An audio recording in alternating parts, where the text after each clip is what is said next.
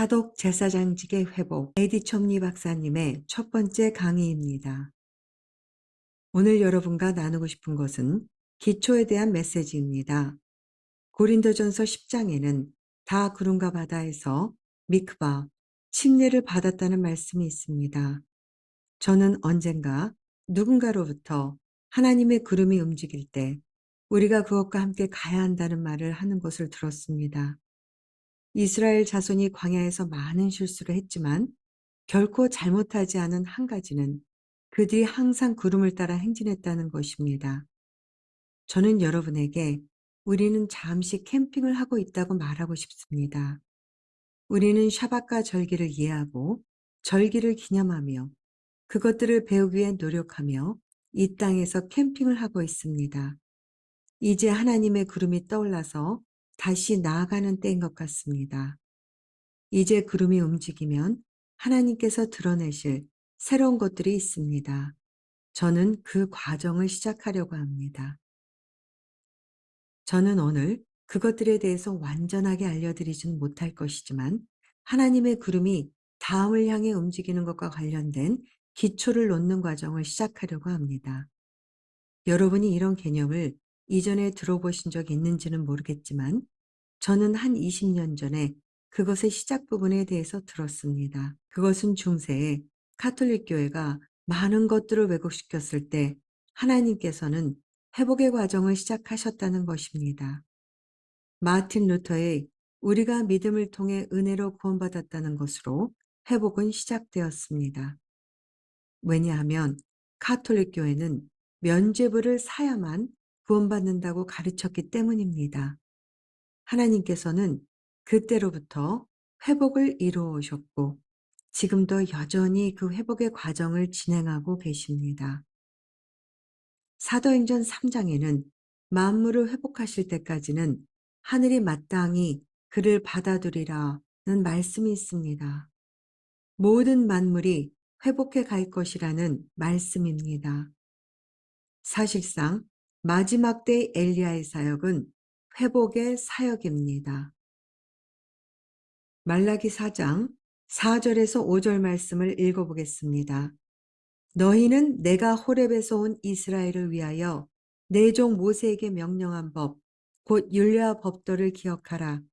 보라, 여호와의 크고 두려운 날이 이르기 전에 내가 선지자 엘리야를 너에게 보내리니. 이것은 마지막 때가 이를 때의 토라 회복에 대한 말씀인 것입니다.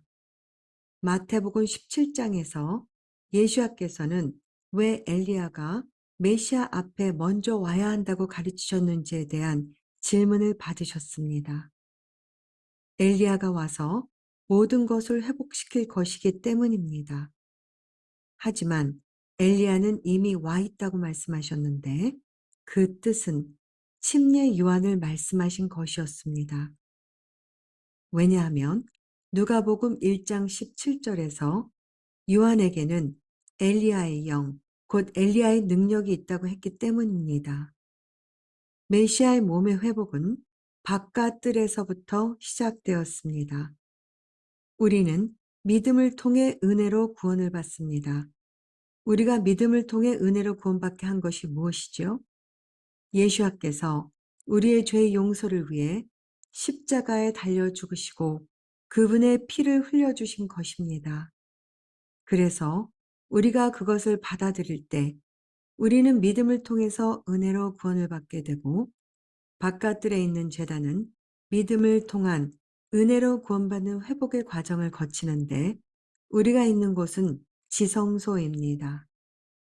예수와의 흔적이 남은 자는 지성소에 있는 것입니다. 언약궤에는 세 가지 물건이 있습니다.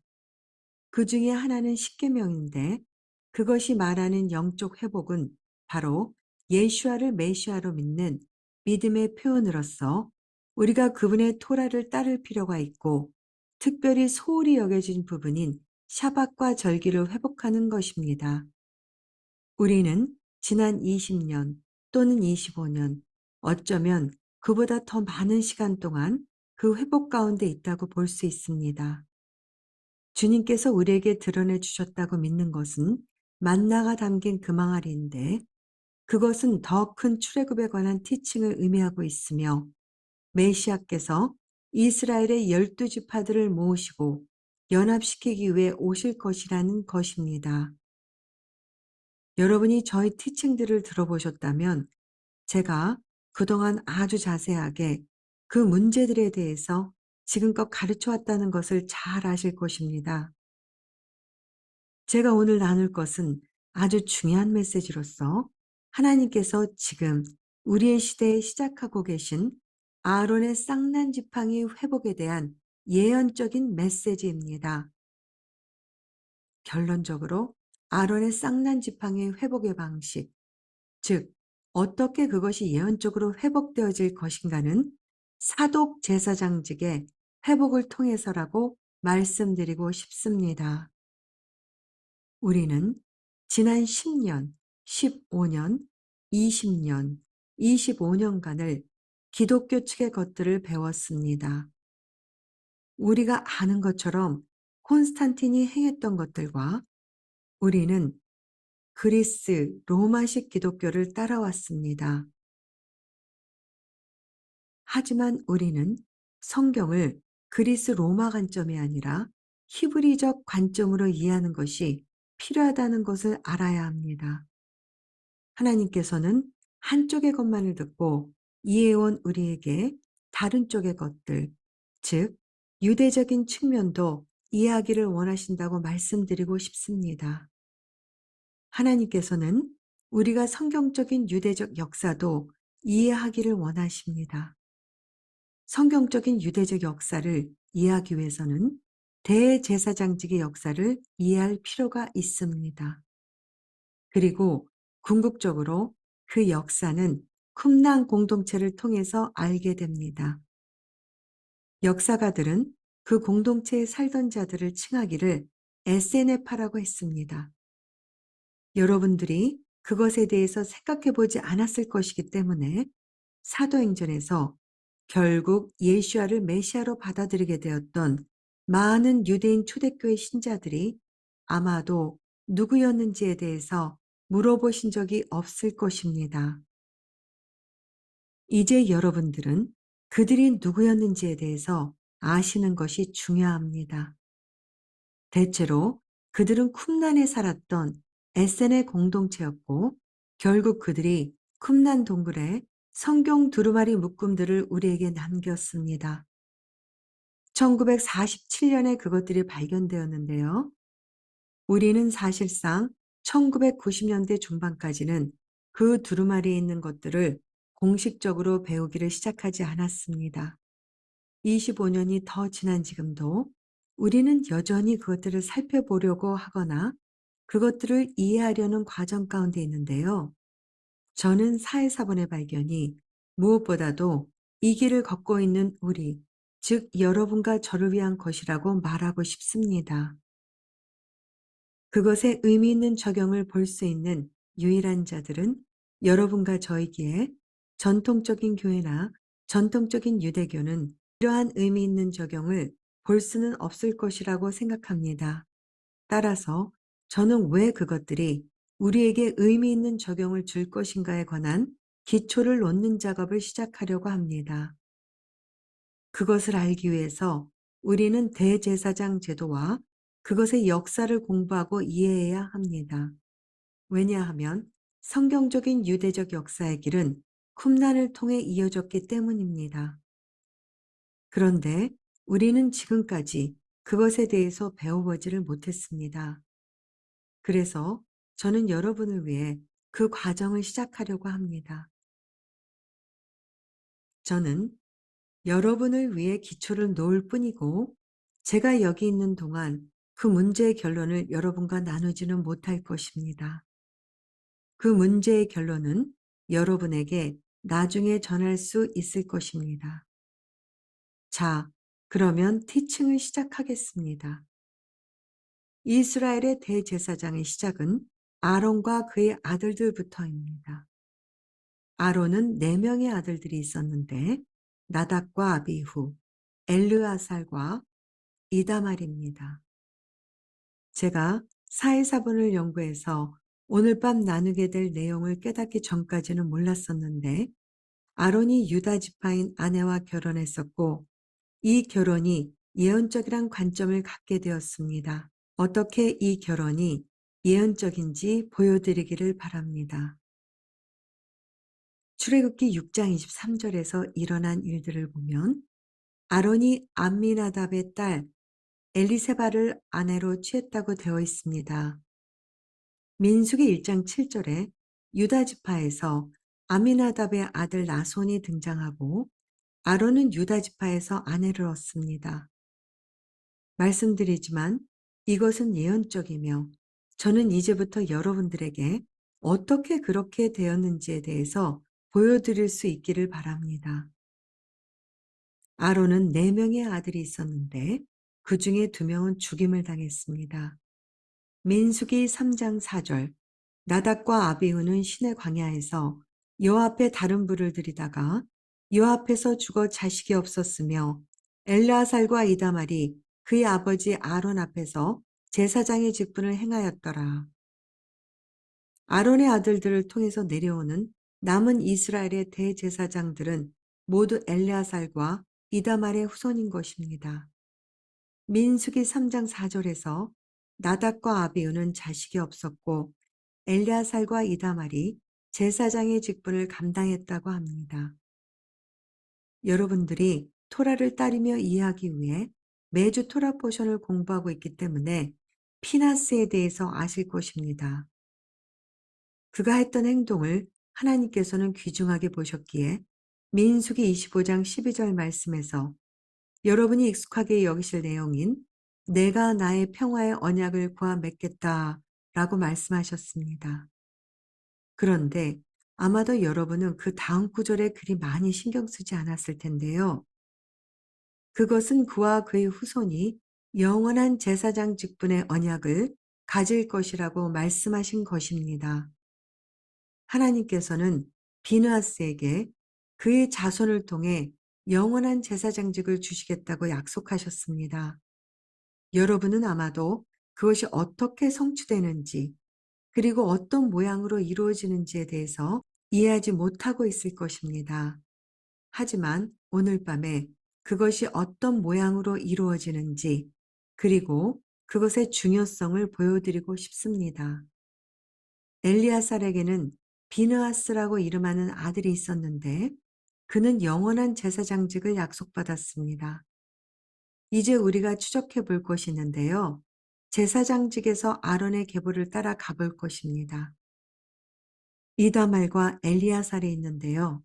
먼저 이다말에게서 일어난 일에 대한 이해를 나눌 것입니다. 엘리 제사장은 실로에서의 제사장이었습니다. 이것을 말하는 이유는 엘리가 이다말의 계보이기 때문입니다. 무엇보다 먼저 기억할 것은 엘리가 하나님의 제사장이었다는 것입니다. 사무엘상 14장 3절 말씀에 엘리는 실로에서 하나님의 제사장이었다고 기록되어 있습니다. 이스라엘 자손이 약속의 땅을 향해 갈 때에 실로에 성막을 세우고 한동안 실로에서 보냈습니다. 제가 여기에서 말하고자 하는 모든 것은 이 부분과 관련된 어떤 사람들을 서로 연결시키려고 하는 것입니다. 그래서 결국 여러분들은 누가 이다말의 계보로서 다윗과 함께한 제사장이었는지를 보게 될 것입니다.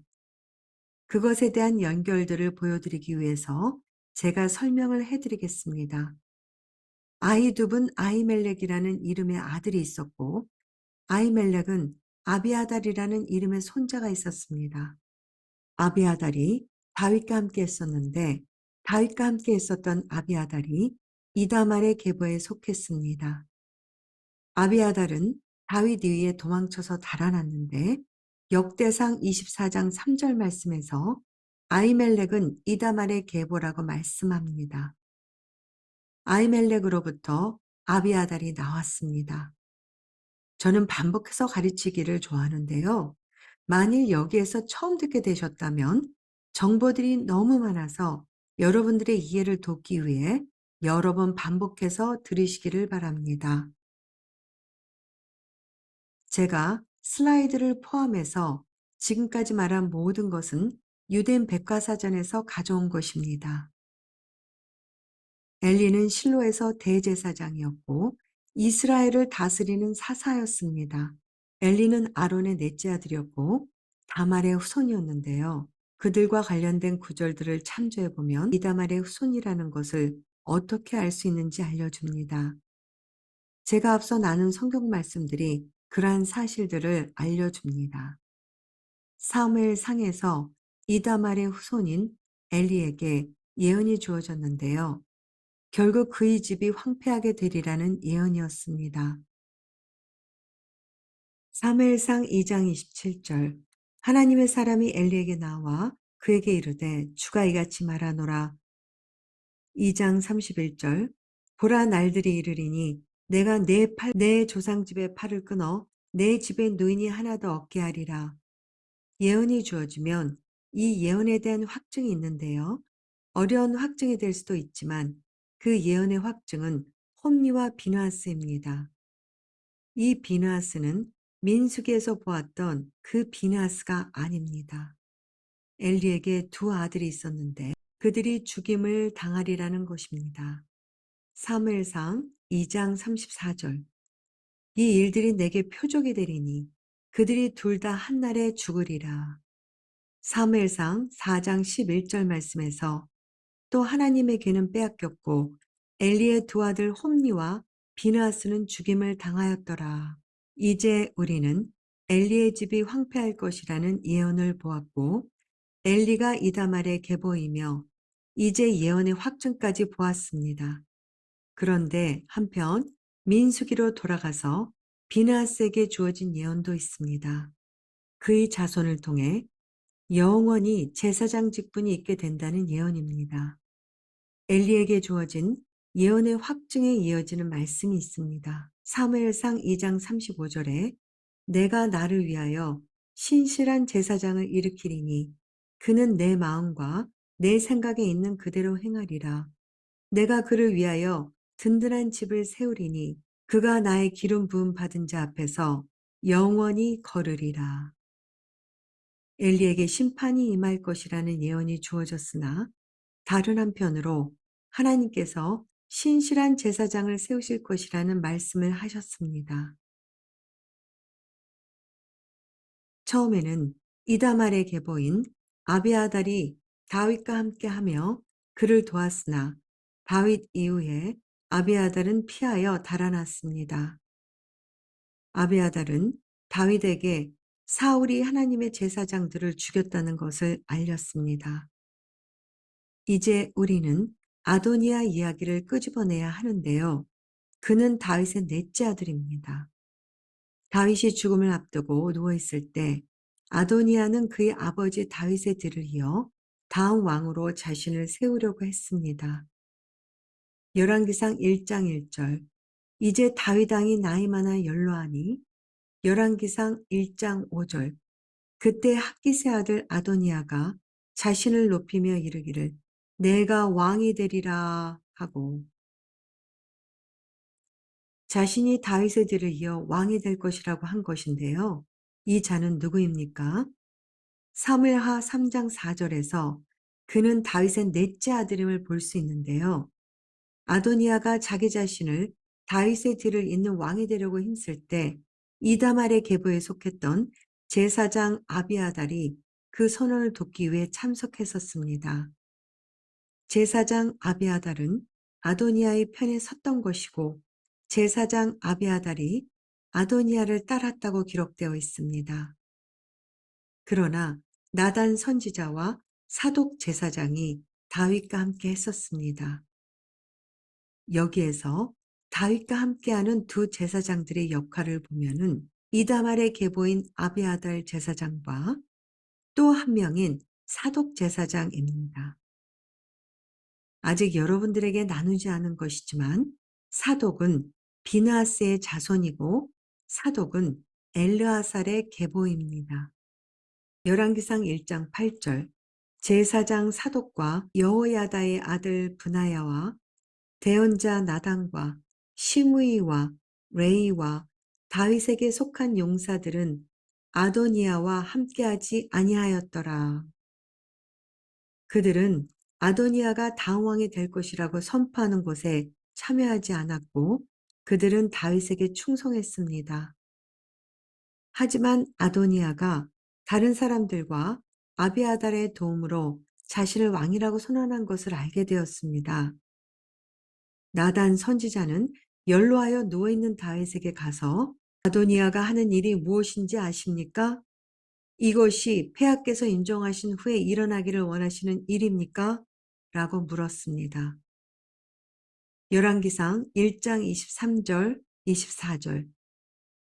그들이 왕에게 고하여 이르되 대언자 나단을 보소서 하니 그가 왕 앞에 들어와 얼굴을 땅에 대고 왕 앞에서 절하며 이르되 오 왕이여 내 주께서 말씀하시기를 아도니아가 나를 이어 통치하고 내 왕좌에 앉으리라 하셨나이까? 다윗은 아니라고 하며 솔로몬이 나를 이어 왕이 될 것을 이미 말했다고 말했습니다. 열왕기상 1장 28절에서 30절. 이에 다윗 왕이 응답하여 이르되 밧세바를 내게로 부르라 하매 그녀가 왕의 앞으로 들어와 왕 앞에 서므로 왕이 맹세하여 이르되 모든 고난에서 내 혼을 구속하신 주께서 살아계심을 두고 맹세하거니와 내가 전에 주 이스라엘의 하나님을 두고 내게 맹세하여 이르기를 내 아들 솔로몬이 반드시 나를 이어 통치하고 나를 대신하여 내 왕좌에 앉으리라 하였으니 내가 이 날 반드시 그와 같이 하리라 하매 다윗 왕이 사독 제사장과 나단 선지자를 데려오라고 명하고 그들을 보내어 솔로몬에게 왕으로 기름을 붓게 하였습니다. 열왕기상 1장 34절. 거기서 제사장 사독과 대언자 나단은 그에게 기름을 부어 이스라엘을 다스릴 왕으로 삼고 너희는 나팔을 불며 말하기를 하나님께서 솔로몬 왕을 지키신다 하라. 이런 일이 일어날 때 이스라엘 안에서의 다윗 왕의 힘과 영향력 때문에 아도니아는 두려워졌습니다. 또한 솔로몬이 왕으로 세워졌고 사독 제사장이 솔로몬에게 기름을 부어 왕으로 정했다는 것을 들었기에 그의 생명의 위협을 느껴서 그는 제단의 뿔을 붙잡았습니다. 열왕기상 1장 50절. 아도니아가 솔로몬으로 인해 두려워하여 일어나 가서 제단의 뿔들을 잡음에 그가 자비를 구한 것입니다. 솔로몬이 말하기를 내가 만일 합당한 자면 살게 될 것이고 머리털 하나도 땅에 떨어지지 않을 것이지만 악을 행하면 죽을 것이라고 했습니다. 이때 다윗은 죽음을 앞두고 있었고 솔로몬은 아도니아를 제단에서 끌어내리게 했고 그에게 내 집으로 가라고 했습니다. 그리고 이제 다윗은 그의 날들이 다 되어 안식으로 들어가게 되고 솔로몬이 왕이 됩니다. 다윗은 그의 조상들과 함께 잠들었고 다윗의 도성에 묻히게 됩니다.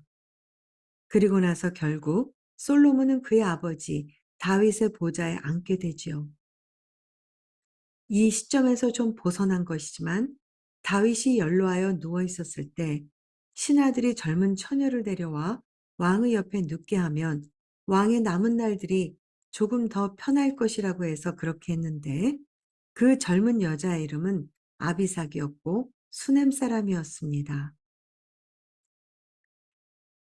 그런데 아도니아가 밧세바에게 가서 그 수넴 여자를 아내로 삼을 수 있게 해달라고 요청을 했고 밧세바가 솔로몬에게 가서 그 수넴 여자가 아도니아의 아내가 되는 것에 동의하냐고 물었습니다.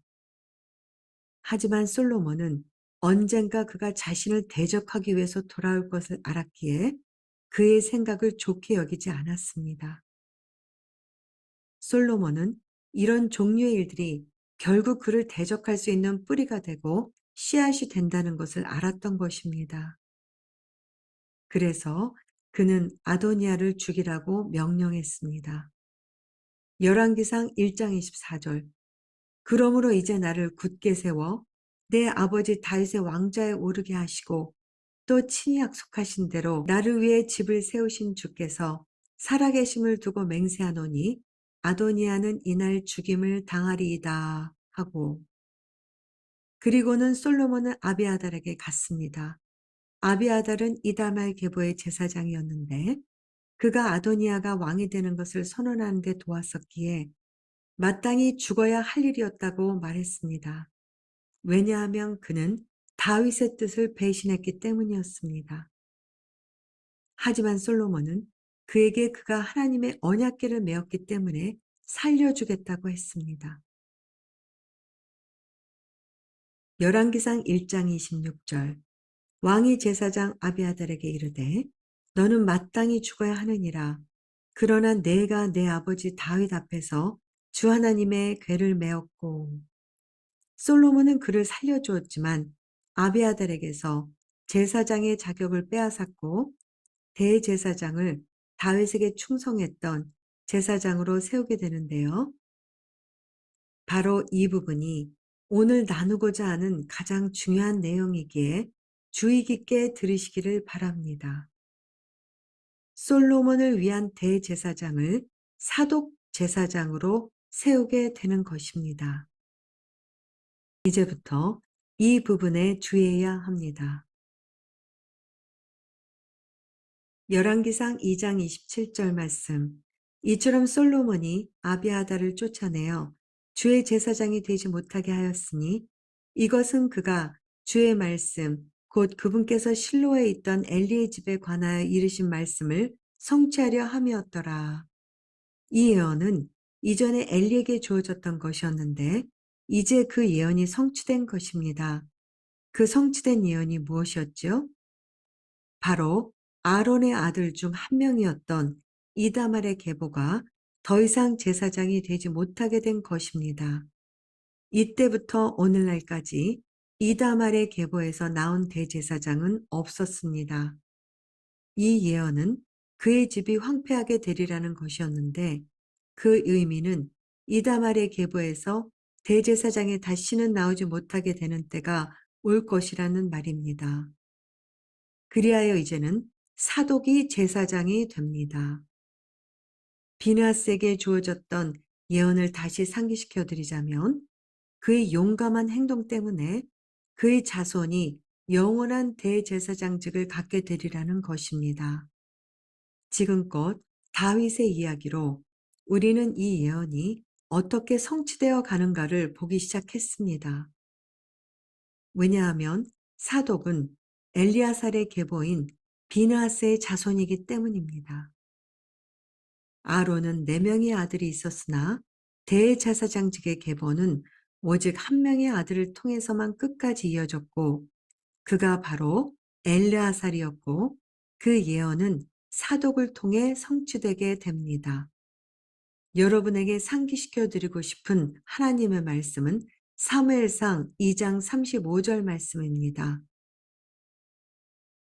내가 나를 위하여 신실한 제사장을 일으키리니 그는 내 마음과 내 생각에 있는 그대로 행하리라. 내가 그를 위하여 든든한 집을 세우리니 그가 나의 기름 부음 받은 자 앞에서 영원히 걸으리라. 이 제사장이 누구이지요? 사독 제사장입니다. 다윗의 아들 솔로몬이 왕으로 세워졌고 사독이 제사장이 되어 대략 BC 175년까지 명백하게 이어져 왔습니다. 솔로몬이 통치한 때가 대략적으로 BC 1000년 정도라고 하면 BC 175년까지 내내 이스라엘의 대제사장은 사독의 자손들이었던 것입니다. 이때부터 오직 사독 자손만이 대제사장으로 인정되었고 또한 합법적인 이스라엘의 왕들은 오직 유다의 계보를 통해서만 나올 수 있었습니다. 왕권은 궁극적으로 유다 지파 다윗의 집을 통해서 이어지고 하나님께서 택하신 제사장직은 레위 지파를 통해서 즉 아론에서 엘르아살로 그리고 비느하스로 그리고 비느하스의 계보인 사독으로 이어지게 됩니다. 저는 이제 유대인 백과사전에서 사독에 대한 글을 발췌한 것을 읽겠는데요. 사독은 다윗 왕에게 그의 충성심을 드러냈다. 그가 아도니아를 반대하고 솔로몬의 뜻을 지지했을 때 새 왕인 솔로몬이 사독을 제사장으로 세웠다. 이 사건과 관련하여 고대 역사가 요세푸스는 고대 문헌에서 사독은 비느하스 집안의 자손이었다고 말한다. 궁극적으로 엘르아살의 자손이었다. 유대인 백과에서 가져온 다음의 문장을 제가 더 강조해서 읽겠습니다. 믿을 수 있는 역사적 데이터가 보여주기를 이때부터 대제사장직은 사독 자손의 손에 넘겨졌고 이는 마카비가 일어날 때까지는 사독 제사장의 계열에서 대제사장직을 맡았다. 이 글의 마지막 부분을 주의 있게 다시 들어보십시오. 이는 마카비가 일어날 때까지는 사독 제사장의 계열에서 대제사장직을 맡았다. 그러면 중간에 무슨 일이 일어났었던 것일까요? 마카비가 일어났을 때 그것이 바뀌었다고 적혀 있는데요.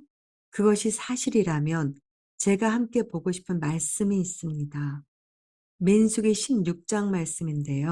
그 내용을 다시 말하자면 사독의 자손들이 마카비가 일어날 때까지는 이스라엘의 대제사장이었던 것입니다.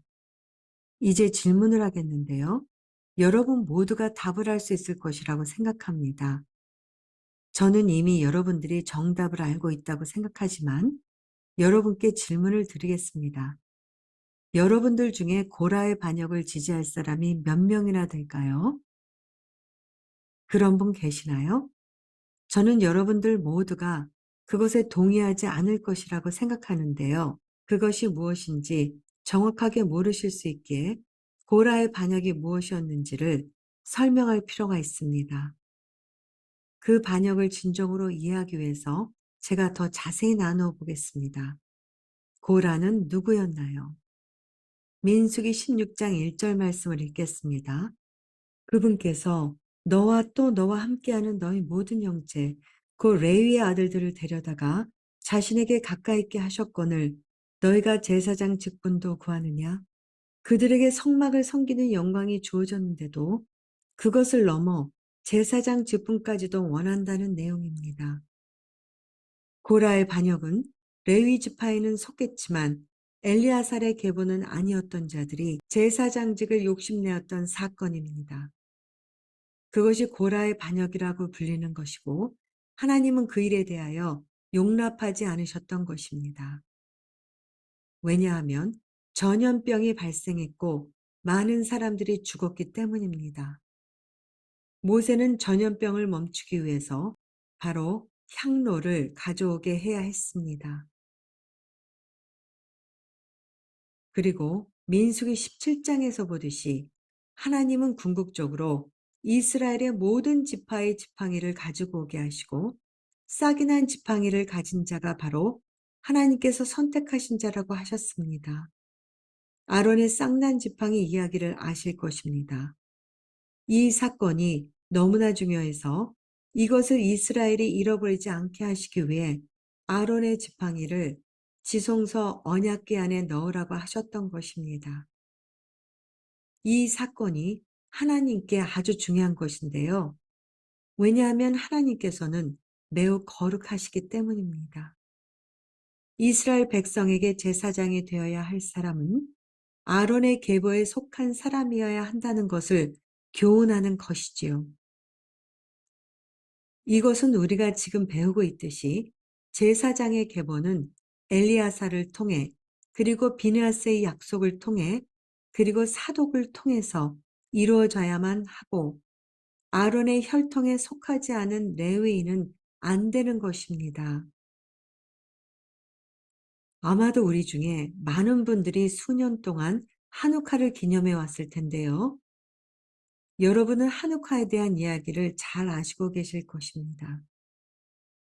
안티오쿠스 에피파네스가 일어나서 성전을 모독하는 일을 했고 마따디아와 그의 아들들이 일어나서 그들을 대항하여 반란을 일으켰습니다.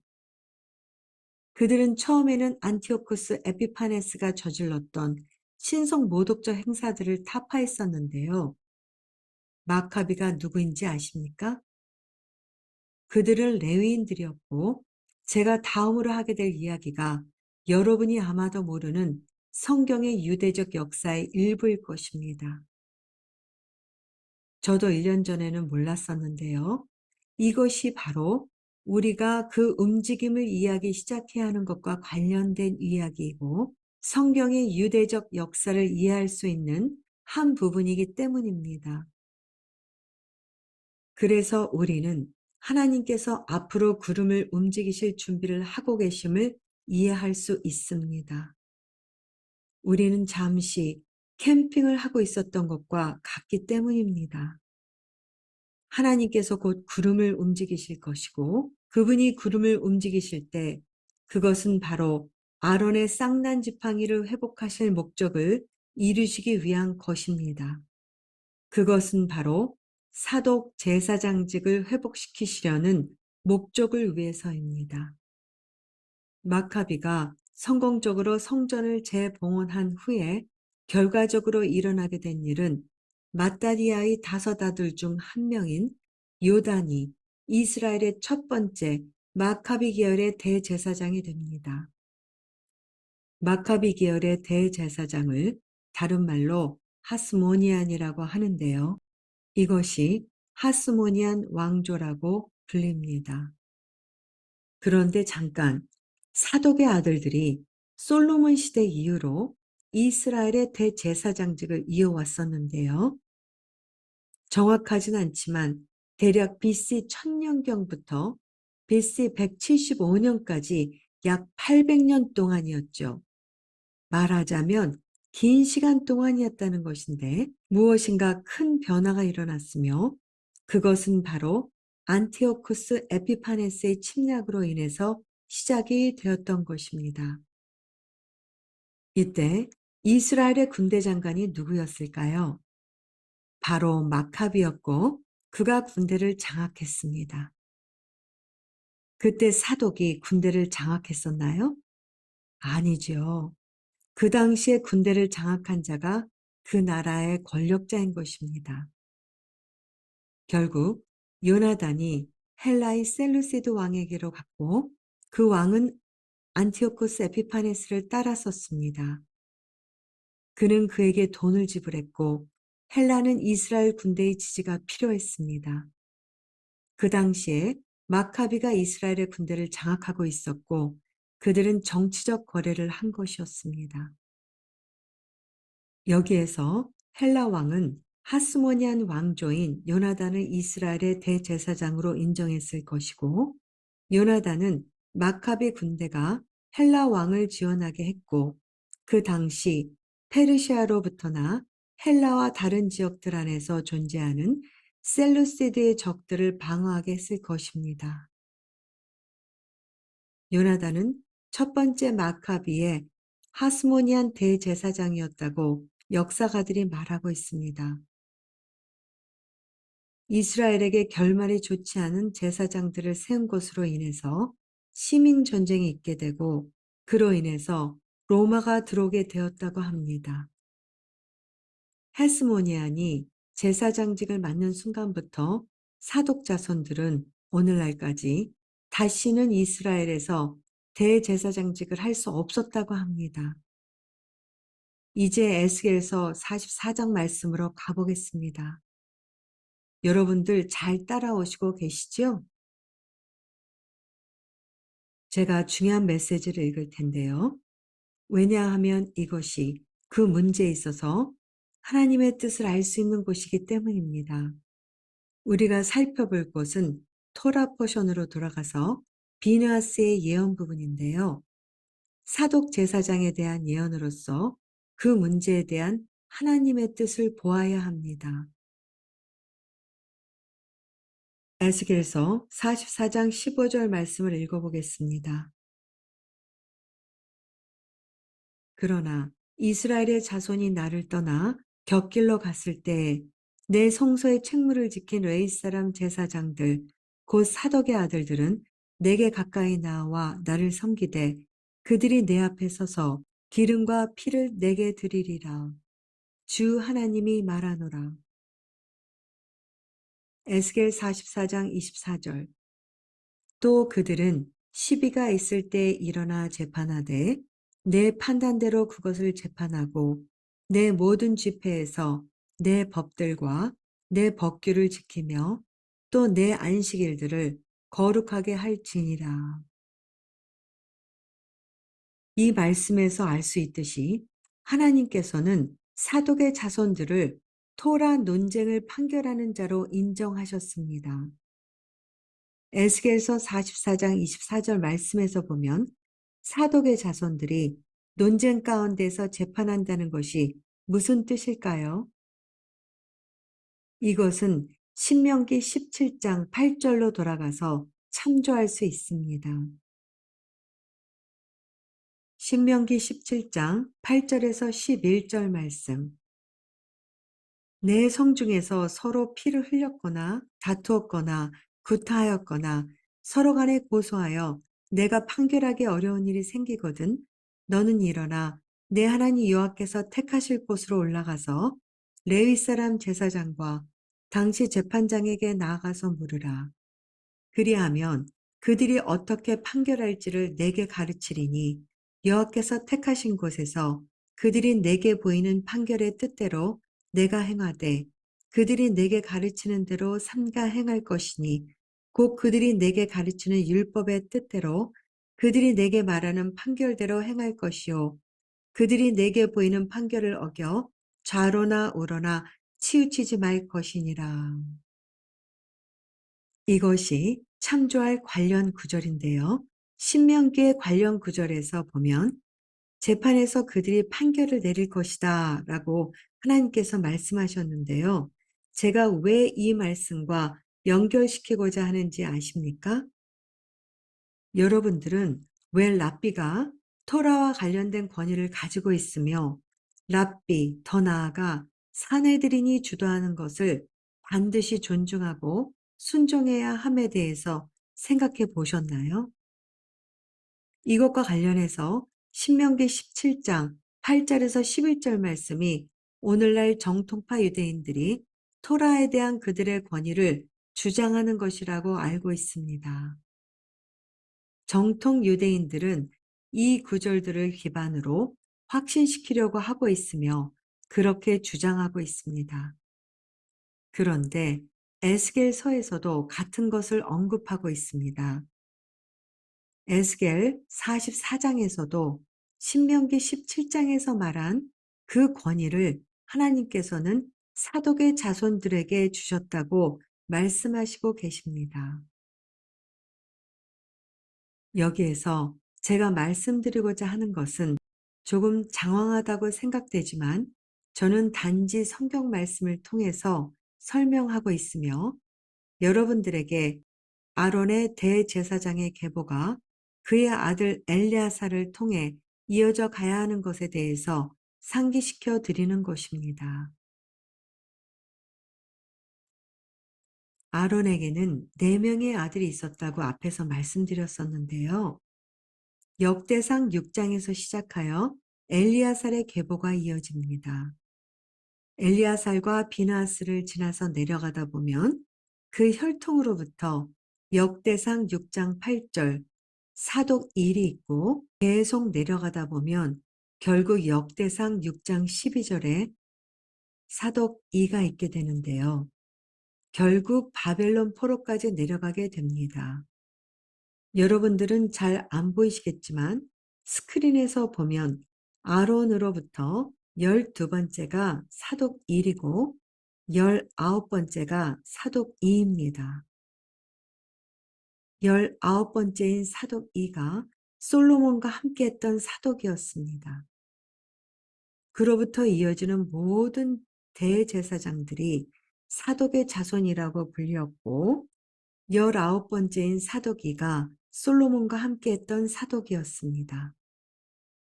그로부터 이어지는 모든 대제사장들이 사독의 자손이라고 불렸고 그 외 여호사닥에까지 이르게 됩니다. 결국 유다가 바벨론 포로로 70년을 보내고 그 후에 에스라, 느헤미야가 바벨론 포로 생활에서 돌아오던 시대에 언급되는 두 주요 지도자가 있었습니다.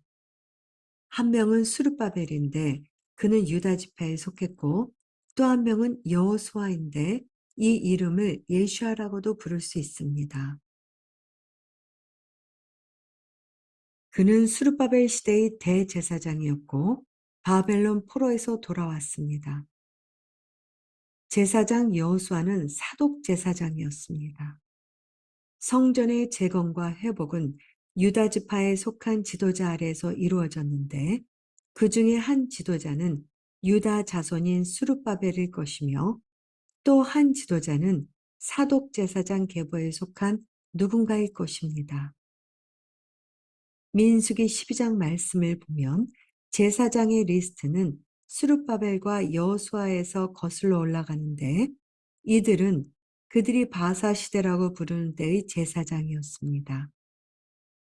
이것은 바벨론의 포로에서 돌아온 때로부터 알렉산더 대왕까지이고 이들은 그 시대의 제사장들이었습니다.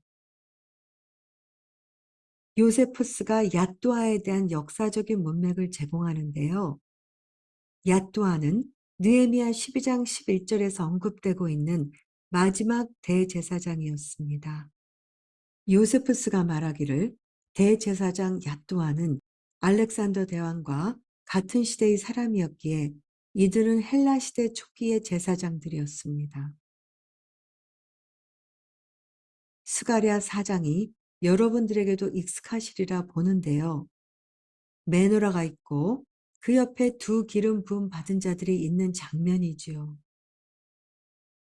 그리고 스가랴 4장과 계시록 11장에 계시는 관련성이 있습니다.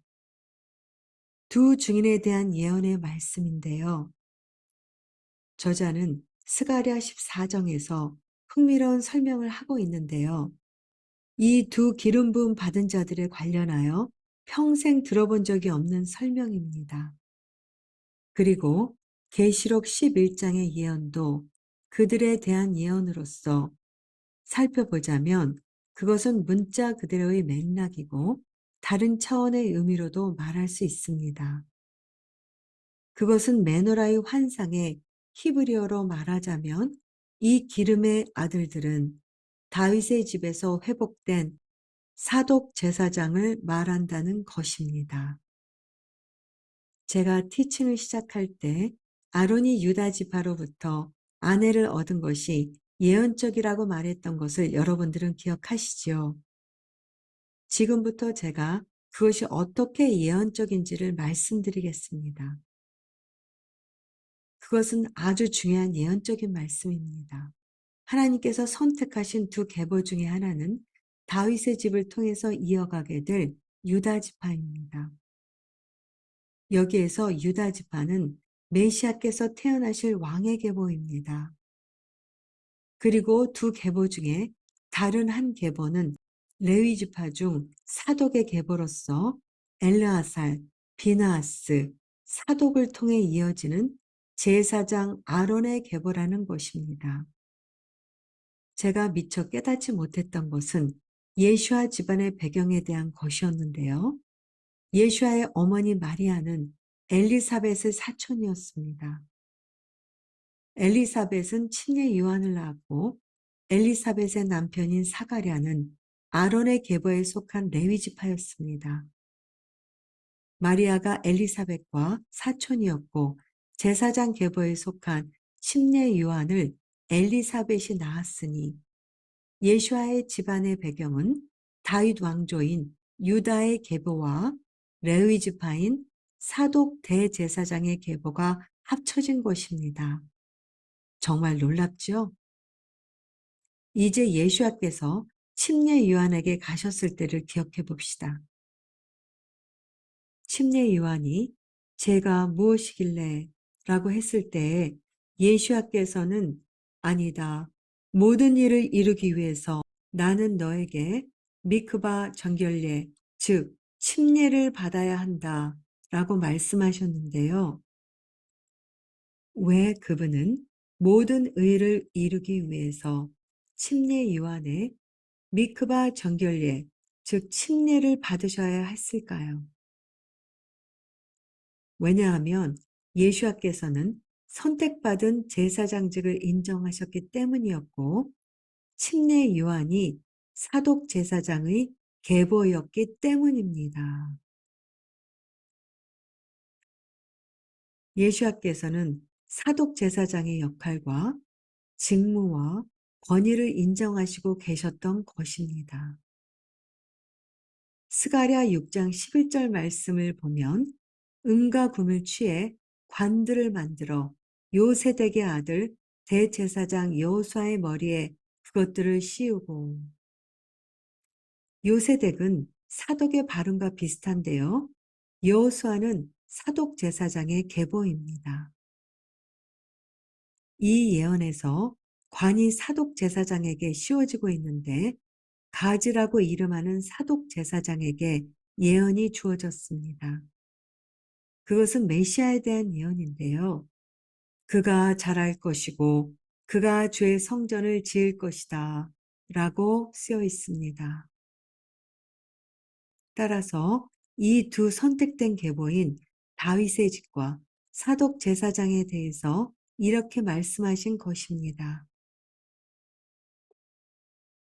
예레미야 33장 15절과 17절 말씀을 보겠습니다.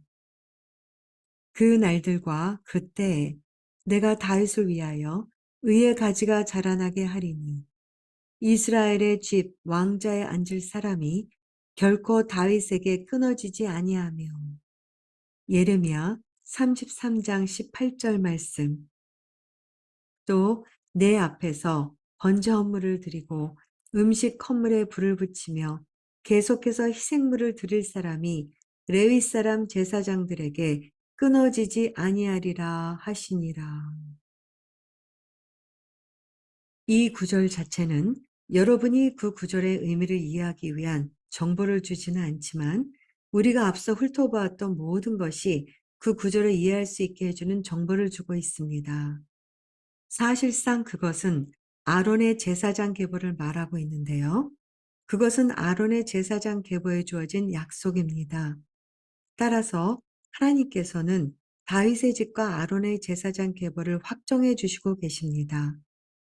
왜냐하면 번제 헌물을 드리고 음식 헌물을 드릴 사람이 레위 제사장들에게서 끊어지지 않으리라 말씀하셨기 때문입니다.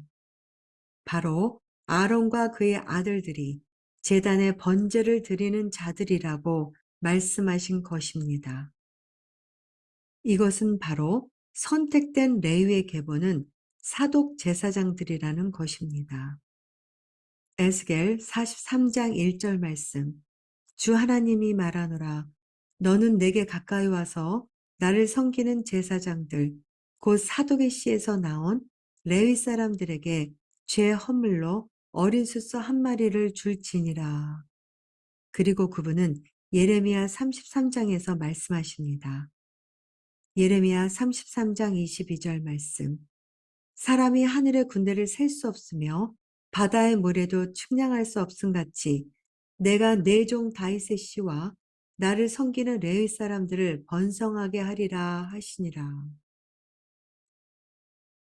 그리고 그분은 예레미야 33장에서 말씀하십니다. 예레미야 33장 22절 말씀. 사람이 하늘의 군대를 셀 수 없으며 바다의 모래도 측량할 수 없음 같이 내가 내 종 다윗의 씨와 나를 섬기는 레위 사람들을 번성하게 하리라 하시니라. 내가 선택한 두 집안이라고 말씀하고 계신데요. 다윗의 집과 사독의 계보라는 것입니다. 예슈아는 다윗의 계보이며 누가복음에서 언급한 것처럼 마리아와 엘리사벳이 사촌이고, 사가랴는 침례 요한을 낳은 엘리사벳의 남편이며, 사가랴는 아론 제사 계보이기에 마리아가 아론 제사장과 관계가 있음을 알 수 있습니다. 예슈아는 사독 제사장의 반열이 아니고 예슈아는 멜기세덱의 반차를 따르는 하늘의 제사장입니다. 히브리서에 멜기세덱이 나오는데요. 멜기세덱을 해석하면 의의 왕입니다.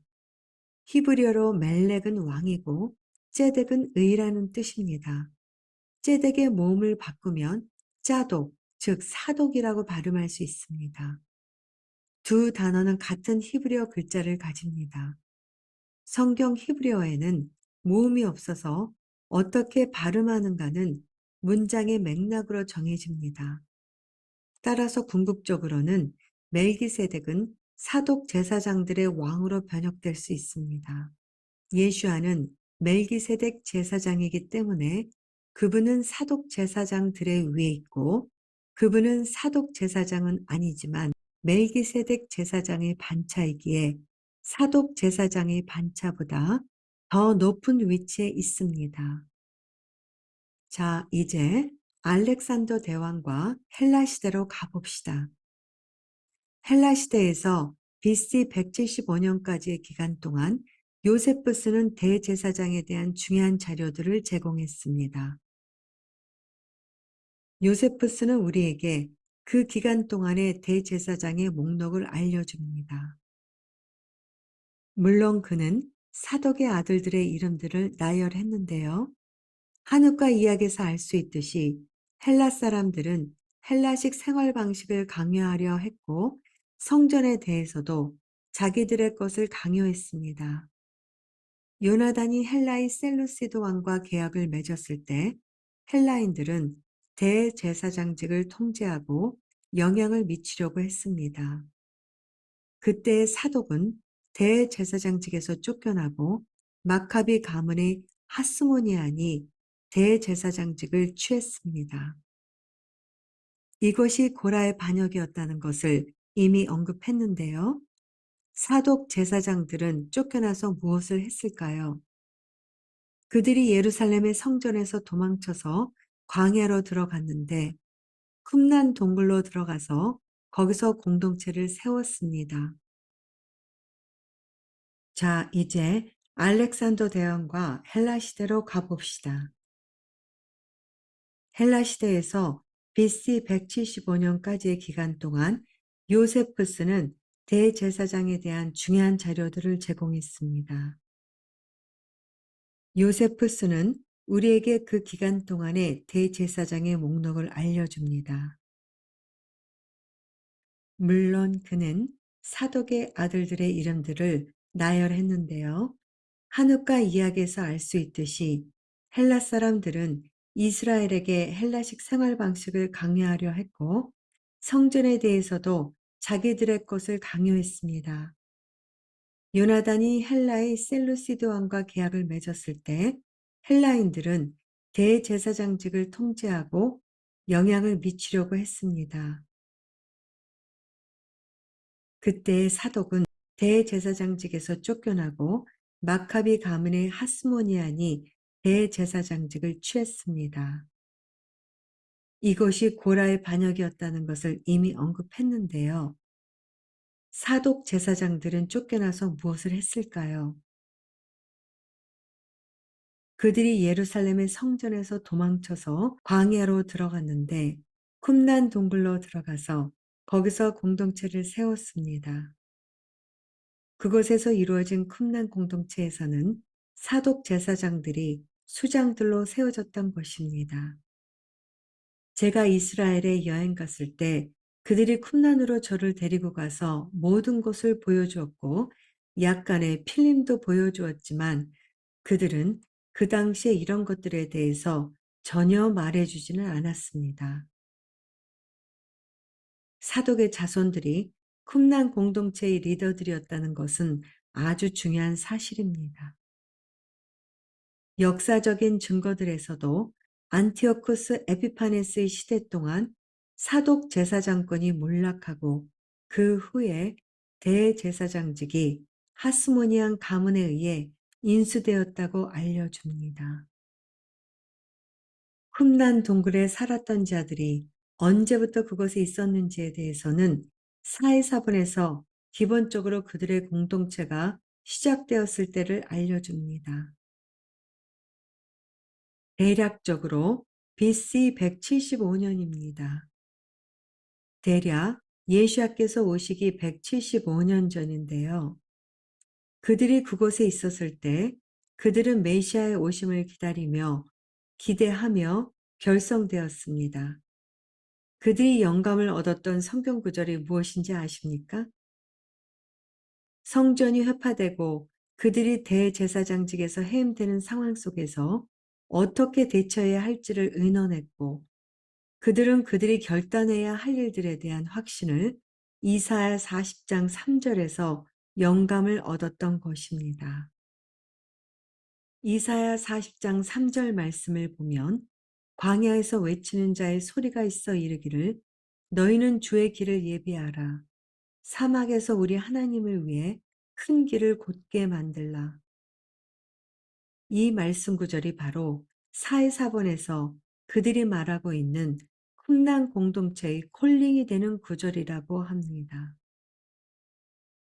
그들의 공동체가 세워지게 된 근거가 되는 또 다른 말씀이 있는데, 그들의 공동체가 이 두 구절들을 근거로 세워졌다고 합니다. 그 당시 그들이 처한 상황 속에서 어떻게 해야 할지를 그들이 보게 되었던 이 구절을 근거로 그들의 공동체가 세워졌는데, 요세푸스 같은 역사가들이 쿰랑 동굴에 있었던 사람들을 에세네파라고 불렀지만 사해사본에서 그들은 자신을 에하드로 칭했고, 히브리어로 그 의미는 하나됨, 함께함, 연합입니다. 그들은 자신들이 에하드 언약 공동체라고 했습니다. 그들은 200년 동안 그 도의 길을 따르는 사람들이라고 알려졌는데요.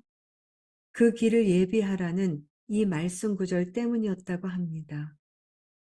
사도행전에서도 아주 초기에 메시아를 믿는 메시아닉 유대인들도 그 도의 길을 따르는 사람들로 언급하고 있는데요. 이는 에세나파 공동체와 관련되어 있습니다. 사독 제사장들이 그들의 지도자로 세워졌고 의의 교사라고 이름이 붙여졌습니다. 이것은 사실상 메시아에 대한 용어이죠. 요엘 2장에서 너희는 의의 교사를 기다리라는 말씀이 있는데요. 이는 메시아의 오심을 기다리라는 말씀입니다. 사회사본에서 의의 교사와 반대되는 것은 사악한 제사장입니다. 누가 사악한 제사장인가요? 사독 제사장의 자리를 차지한 제사장들일 것입니다. 그 당시 처음으로 제사장직을 찬탈했던 자들 말이지요. 학자들은 사회사본에서 사악한 제사장이라고 언급한 것이 초기 하스모니안 제사장인 요나단을 언급하고 있었을 것이라고 생각합니다. 여기에서 마무리를 해야겠는데요. 하스모니안 제사장은 BC 152년 전부터 BC 37년까지 100년 이상을 다스렸습니다. 그것을 연구한 학자들은 요나단이 사악한 제사장으로 가장 적절한 후보였다고 믿고 있는데요. 요나단이 대제사장으로 앉혀진 이유는 헬라의 셀루시드 왕과 언약을 맺어서 그 자리를 얻게 되었던 것이라고 합니다. 그 이유로 요나단은 사악한 제사장의 유력한 후보가 되는 것이지요. 사해사본에서는 사악한 제사장이 7번 언급되어 있는데요. 요나단의 정치적 언약은 다윗의 시대부터 이어져 온 사독 제사장직의 계승을 끝내게 되었습니다. 하지만 사독 제사장들은 쿰랑 공동체의 리더십이 되었습니다. 여기에 사해사본으로부터 인용한 몇 구절이 있습니다. 사독 자손들 곧 언약을 지키며 그분의 뜻을 구하는 자들인 제사장들에게 계시된 바에 따라서 누구든지 공동체 의회에 들어가는 자는 마음과 목숨을 다해 토라의 모든 계명으로 돌아간다는 구속력이 있는 맹세를 할 것이다. 사독의 자손들은 이스라엘의 선택된 자들이고 마지막 때 일어설 자의 이름으로 불려지는 자들이다. 레위의 아들들이 아론의 자손의 권위 아래에서 사독 제사장의 권위 아래에서 그들의 각각의 위치에 직책을 맡을 것이다. 사회사본에는 사독 제사장을 위한 축복문이 있는데 이것은 사회사본에서 영어로 번역된 것입니다.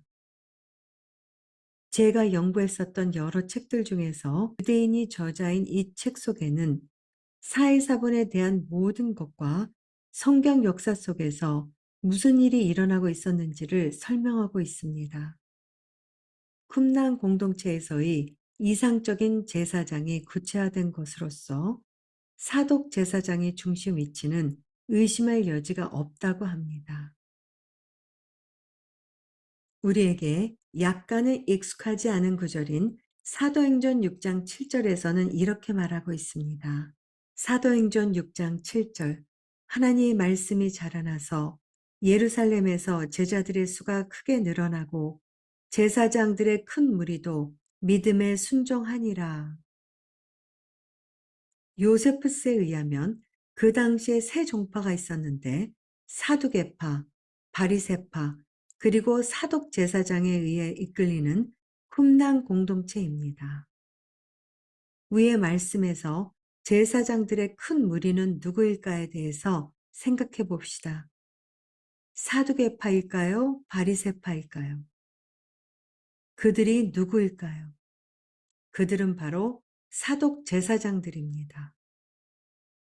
쿰란에서 그 공동체를 이끌었던 사독 제사장들의 큰 무리가 예수아를 메시아로 믿는 자들이 되었습니다.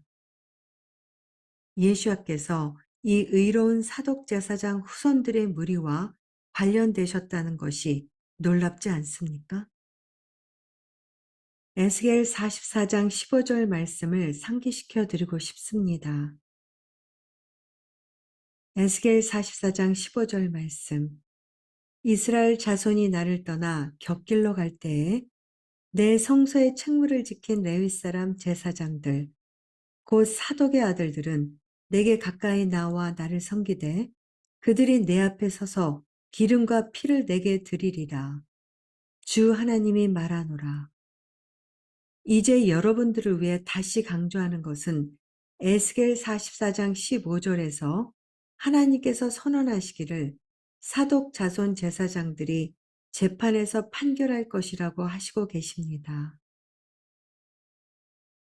이 논쟁은 신명기 17장에 언급된 토라의 논쟁인데 바리새인 혹은 정통 유대인들이 그들의 권위를 주장하며 랍비적인 권위를 주장할 때 근거로 삼는 구절입니다.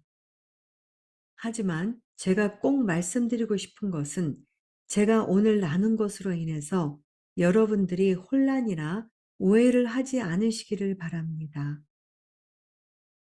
저 또한 오랫동안 유대인의 주석들을 읽어오고 있으며 그들에게서 히브리어의 이해를 찾아보며 문화적인 것들을 이해하기 위해 랍비들로부터 배워왔습니다.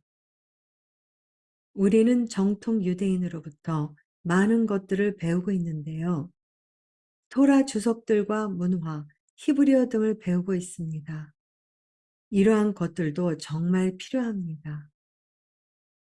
왜냐하면 쿰란 공동체의 에세네 지파에 대해서도 계속 나누어 드리겠지만 쿰란 공동체의 에세네 지파들도 히브리적인 뿌리 안에서 예수아를 따르는 공동체였기 때문입니다.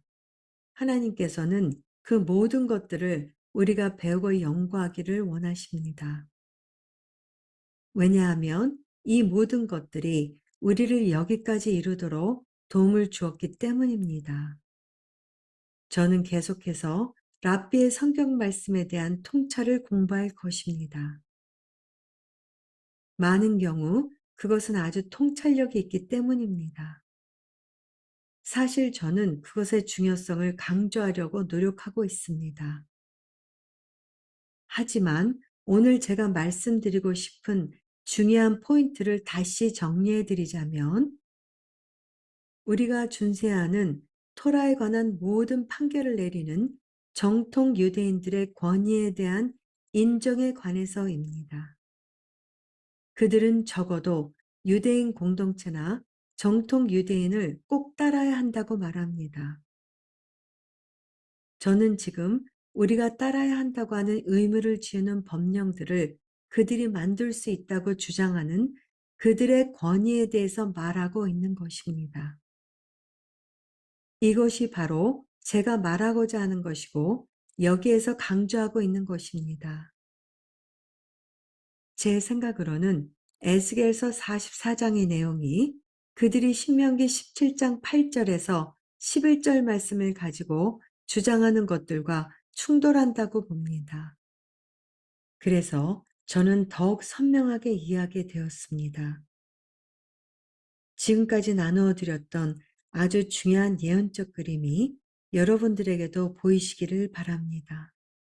그리고 사도행전 3장에서 말씀하시고 계시듯이 앞으로 하나님의 구름이 움직이실 때에, 즉 하나님께서 하나님의 일들을 행하실 때에 모든 만물의 회복이 있게 될 것이라는 예언적인 말씀이 무엇인지에 대한 이해가 되시는 시간이 되셨기를 바랍니다.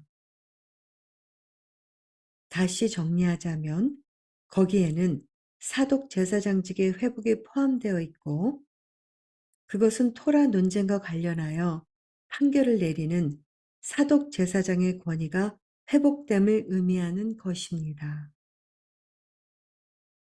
이것이 여러분에게 통찰력을 가지게 하고 축복이 되시기를 기도합니다.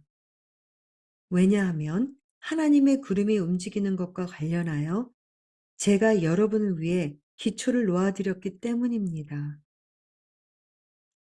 하나님은 움직이시려고 하고 계시고 여러분이 그 구름의 움직임을 이해하고 구름과 함께 움직여야 할 필요가 있기 때문입니다. 그것이 바로 이 티칭의 가장 중요한 목적인 것입니다. 다음 시간에 이 예언적인 말씀들을 더 자세히 풀어드리겠습니다. 감사합니다. 샬롬. 예수 안에서 여러분들을 축복합니다.